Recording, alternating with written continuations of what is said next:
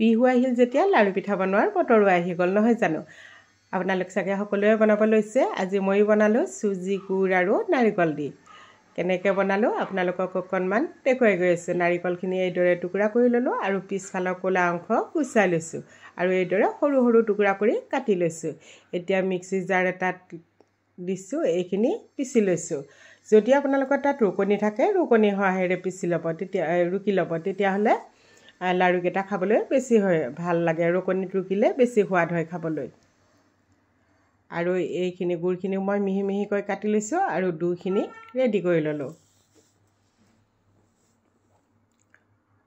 আনফালে কেৰাহী এখন গৰম হ'ব দিছিলোঁ তাতে চুজিখিনিও কম জুইত ভাজি লৈছোঁ প্ৰায় 6-7 মিনিটমান সময় কম জুইত চুজিখিনিও ভাজি ল'ম চুজিখিনি ভজা হৈ গ'ল আন এখন কেৰাহী বহাই দিছোঁ আৰু এই কেৰাহীখনত মই অকল লাড়ু আৰু পায়স বনাওঁ তেল নথকা কেৰাহীত যদি বনোৱা হয় তেতিয়াহ'লে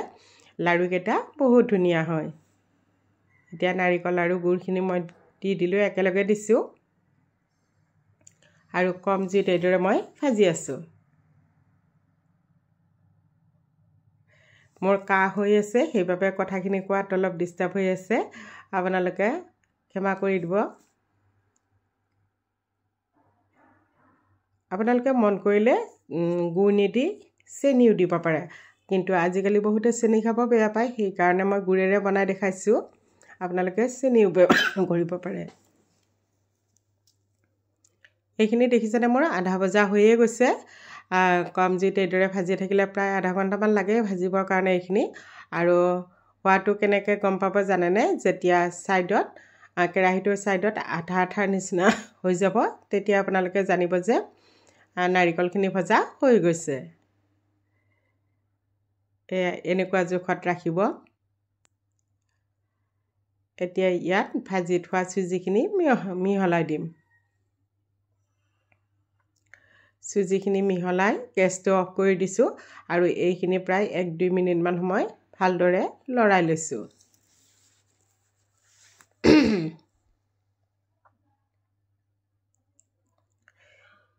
এইদৰে যদি বনাই খোৱা নাই এবাৰ বিহুত বনাই খাই চাবচোন বহুত ভাল লাগে খাবলৈ এতিয়া হাতখনত অকণমান মই ৰিফাইন সানি লৈছোঁ যদি ঘিউ আছে ঘিউ সানি ল'ব তেতিয়াহ'লে লাড়ুকেইটা বনালে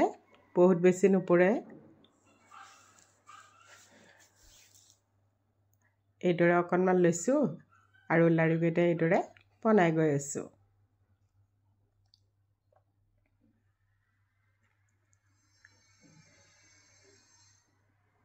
এয়া দেখিছেনে ধুনীয়া গোল গোলকৈ এটা এটাকৈ লাড়ুবিলাক বনাই গৈ আছোঁ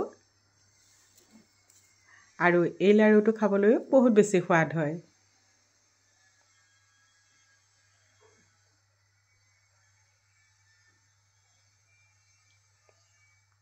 এইদৰে মোৰ গোটেইকেইটা লাড়ু বনাই লোৱা হৈ গ'ল দেখিছেনে এইদৰে মই গোটেইকেইটা লাড়ু বনাই লোৱা হৈ গ'ল